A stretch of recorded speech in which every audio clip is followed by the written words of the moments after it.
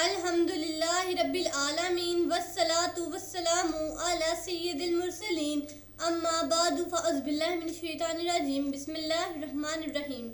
ہماری کسی بھی ویڈیو میں کوئی بھی ایک لفظ بھی آپ ایسا نہ پائیں گے جو اللہ تعالیٰ کے حکم اور اس کے نبی اکرم صلی اللہ علیہ وآلہ وسلم کی تعلیمات سے ہٹ کر ہو۔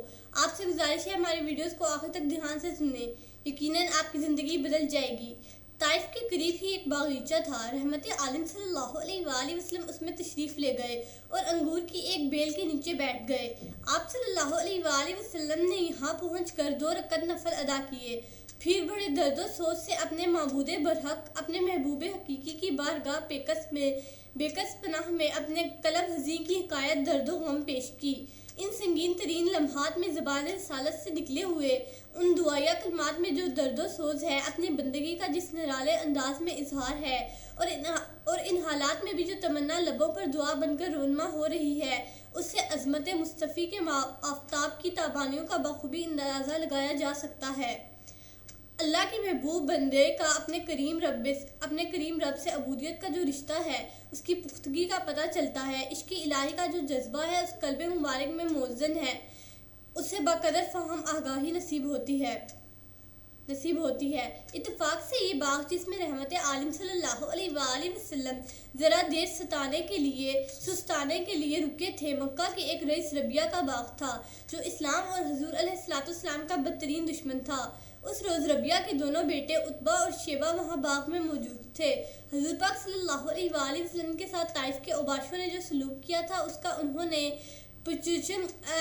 پچشم خود مشاہدہ کر لیا تھا۔ یہ اگرچہ حضور علیہ السلام کے بدخواہ تھے، لیکن اس ظالمانہ رویہ کو دیکھ کر ان کے دل بھی پسیج گئے اور قرابت کا خون جوش مارنے لگا۔ ان کا ایک غلام تھا جس کا نام عداس تھا۔ انہوں نے اسے کہا کہ انگوروں کا ایک گچھا لے لو اور ایک تشتری میں رکھو، پھر اسے لے کر اس نووارد کے پاس جاؤ اور اسے کہو کہ اسے تناول کرے۔ عداس نے ایسا ہی کیا۔ انگوروں کا ایک گچھا تشتری میں رکھ کر حضور پاک صلی اللہ علیہ وآلہ وسلم کی خدمت میں پیش کیا اور عرض کی کہ شوق فرمائیے۔ سرکار دو عالم صلی اللہ علیہ وآلہ وسلم نے بسم اللہ شریف پڑھی اور انگوروں کے دانے توڑ کر کھانے لگے۔ عداس نے غور سے حضور صلی اللہ علیہ وآلہ وسلم کے رخ انور کی طرف دیکھا، پھر بولا کہ یہ کلام ان بستیوں کے لوگ تو نہیں کہا کرتے، یعنی کھانے سے پہلے بسم اللہ پڑھنے کا یہاں تو رواج نہیں ہے۔ رسول پاک صلی اللہ علیہ وآلہ وسلم نے اس سے پوچھا کہ تم کس ملک کے رہنے والے ہو، تمہارا کیا دین ہے؟ اس نے عرض کی، میں نصرانی ہوں اور نینوا کا باشندہ ہوں۔ حضور پاک صلی اللہ علیہ وآلہ وسلم نے فرمایا، وہ نینوا جو مرد ساحلیہ یونس بن متی کا شہر ہے۔ عداس بولا، آپ یونس بن متی کو کیسے جانتے ہیں؟ حضور پاک صلی اللہ علیہ وآلہ وسلم نے فرمایا، وہ میرے بھائی ہیں، وہ نبی تھے اور میں بھی نبی ہوں۔ عداس اٹھ کھڑا ہوا، جھک کر پہلے سر مبارک کو بوسہ دیا، پھر ہاتھوں کو چوما، پھر مقدس قدموں کو بوسے دینے لگا۔ عتبہ اور شیبہ یہ سارا منظر دیکھ رہے تھے۔ ایک نے دوسرے کو کہا، لو، تمہارے غلام کو تو اس نے خراب کر دیا ہے، اب وہ تمہارے کام کا نہیں رہا۔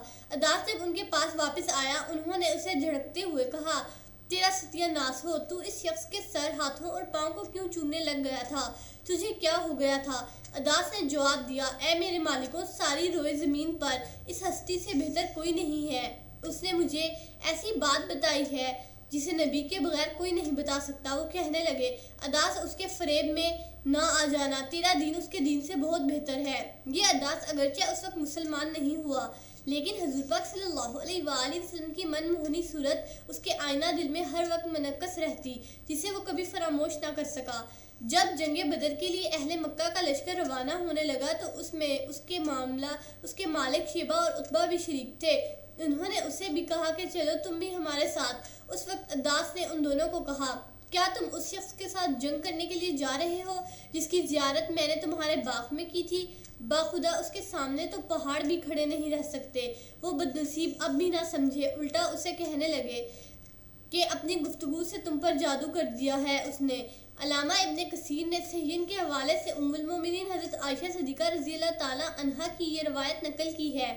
آپ فرماتی ہیں کہ میں نے رسول اللہ صلی اللہ علیہ وآلہ وسلم سے دریافت کیا، یا رسول اللہ صلی اللہ علیہ وآلہ وسلم، کیا احد کے دن سے بھی زیادہ تکلیف دہ دن حضور پاک صلی اللہ علیہ وآلہ وسلم پر گزرا ہے؟ فرمایا تیری قوم کے ہاتھوں جو تکلیفیں مجھے یوم العقبہ کو پہنچی وہ بہت زیادہ سخت تھیں، یعنی جس روز میں نے نبی بنی ثقیف کے سرداروں عبد یلیل وغیرہ کی کو دعوت دی اور انہوں نے جو سلوک میرے ساتھ کیا وہ میرے لیے بہت روح فرسا تھا۔ حضور فرماتے ہیں کہ ان میں سے کسی نے میری دعوت قبول نہ کی۔ میں لوٹا، اس روز میں سخت غمگین و پریشان خاطر تھا اور اپنے افکار و اندیشوں میں کھویا ہوا چلتا رہا۔ جب میں قرن ثعلب کے مقام پر پہنچا تو مجھے یہ پتہ چلا کہ میں یہاں پہنچ گیا ہوں۔ میں نے اچانک سر اوپر اٹھایا تو میں نے دیکھا کہ ایک بادل کا ٹکڑا مجھ پر سایہ کیے ہوئے تھا۔ پھر میں نے غور سے دیکھا تو حضرت جبرائیل مجھے وہاں دکھائی دیے۔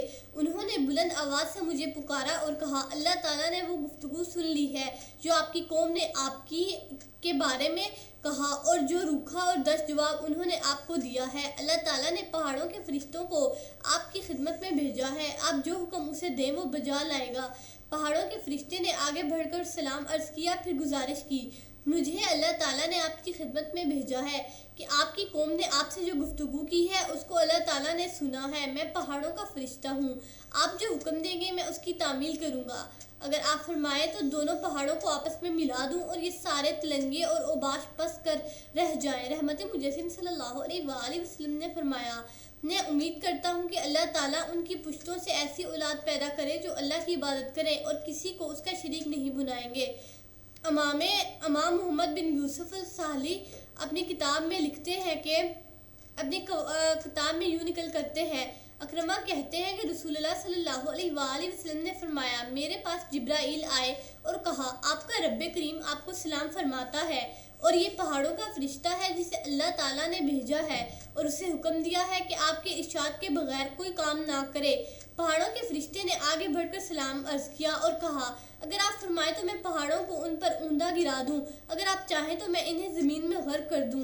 رحمت مجسم صلی اللہ علیہ وآلہ وسلم نے فرمایا، اے پہاڑوں کے فرشتے، میں صبر کروں گا، شاید ان کی اولاد میں سے کچھ ایسے لوگ پیدا ہوں جو لا الہ الا اللہ پر ایمان لائیں۔